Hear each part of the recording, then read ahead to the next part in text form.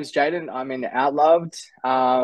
We're a band from East Gippsland, Victoria, and recently just dropped a song with our mates in Ocean Sleeper, Aussie metalcore favorite band, called Tourniquet. And yeah, Beautiful, is Jade. Thanks for that joining about us, it? mate.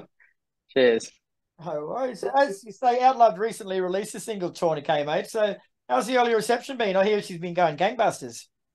She's been going well. Well, not too bad, not too bad. Like well received on Spotify. We ended up getting that homegrown and heavy front cover, which was pretty nice. And the like positive feedback from everyone in the scene of like heavy music has been like, oh, this is not too bad. So I guess that's a win in our books. So Yeah. tell us a bit more about the song musically, mate. What are you going for with it? Sort of just like a mix of metalcore and sort of a bit of bringing a bit of pop punk into it in a way.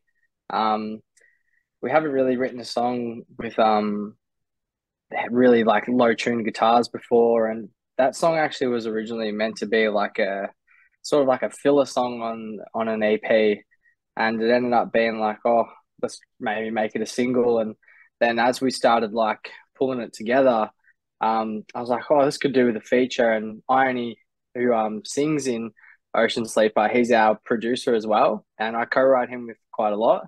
So we're like, oh, fuck it, do you want to jump on the? Sorry, didn't know if I meant to swear or not, but Mate, I'm just making note of it so that I can put it down in the in what yeah, I'm sorry saying. about Mate, that. if you don't swear, I'm disappointed. Yeah.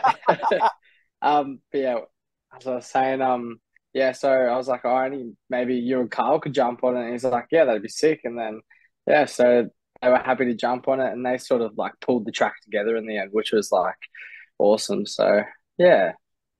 Like, from a band point of view, man, like how different is it doing a collaboration with another band on a song? Like, is it do you do the whole lot together? Is it sort of take a bit of creative control away from you? Like, what's it like?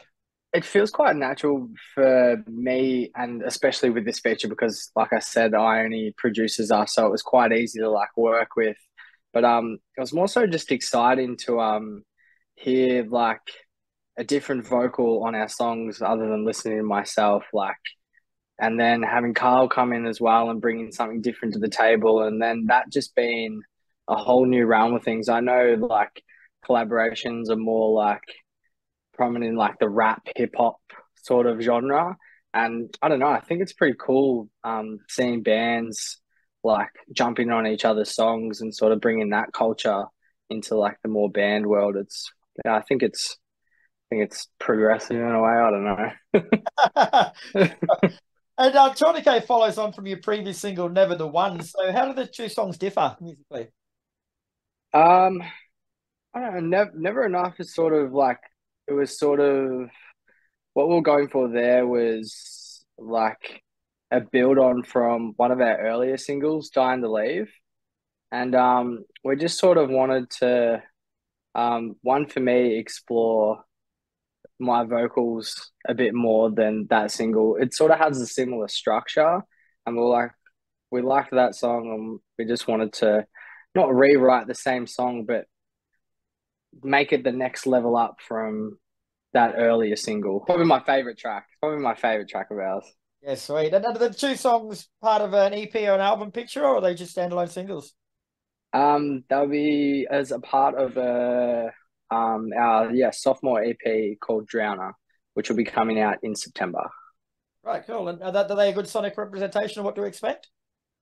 Yeah, I think they're both a little bit of a mix of what the final single will be like, which Yeah. is kind of cool. Yeah. Well, being an EP, then I'm guessing it hasn't got a hell of a lot of songs on it. So run us through the whole No. EP, man, and tell us a bit about each song on it. Basically, and I know people will probably kick up a fuss about this, but we've released the EP basically in six parts. So unfortunately, on the drop day, it is the last song of the EP will be the single. So everyone's actually heard the body of work, Right. and this last song pulls it all together. Um, but the first track we released last year, and that was Still Lonely, and that was sort of us exploring maybe our heavier side of music into like a bare toothy sort of like fast punkish riff built song with a lot of screaming on it. And then after that, we go into like more sort of dial tones, which is our pop punk area of ourselves.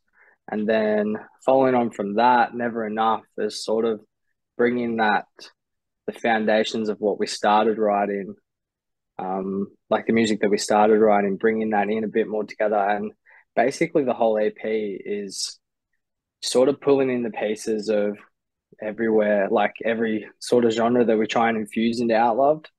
And look, to be honest, it's a bit of a chaotic mess, but it's sort of working out. That sounds promising anyway. Yeah. Also, trying. That's all we can do, brother. Yeah. Are you also going to be supporting Windwaker and Caskets in Melbourne soon? So how pumped are you for that? That's going to be a great show.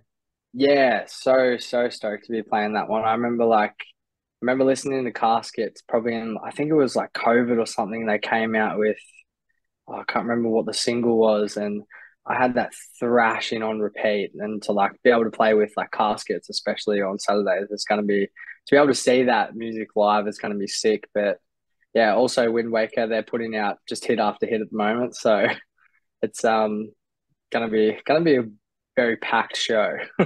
Yeah. And you mentioned that like a bit of history with Caskets. Like as a band, what sort of things do you take out of a show like that, supporting a major band like that? Oh, I think like what I'll probably take out of it, I don't know. I'd like to sit and enjoy and listen to the music, but I'm probably going to be like analyzing it in a way like, how can we do this and how can we be just as good as, like, I might be blowing them up, they might be shit house, I don't know. Nah, I'm sure they're gonna rip. And obviously, like, going into a show like that, I'm more keen to just sort of be just embraced by how well they play and see what I can take from that show to hopefully bring into our show and give that back to our audience. Speaking of your show, what can fans expect from your show there? Is it going to be anything special? Hopefully it's special to them. It'll be special for us. But we'll be playing a mix of the new songs and our older songs. We've got a pretty quick get in, get out 20-minute set. So it's going to be just go from the start to the end. So they can be looking forward to that. We'll get them pumped up for Alt and Caskets and Windwaker. So it'll be a good one to start the show, hopefully.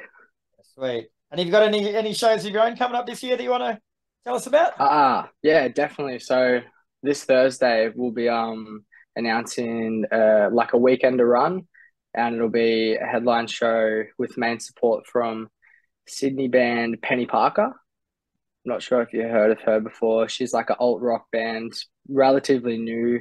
Dropped a new EP called Attack Patterns, and it's pretty cool vibe to it. But yeah, the Melbourne show is September 16th at Stay Gold, and the Sydney show is the 15th of September at the Burdekin Hotel. Oh, bananas. Well, I won't publish this until Thursday, so don't give away any of your secrets too early.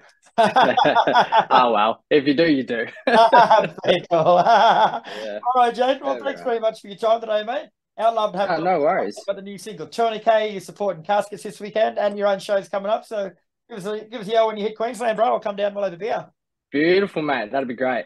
All Cheers. Right, thanks for your time, Kris. My pleasure, bro. You take care. Enjoy that wake up.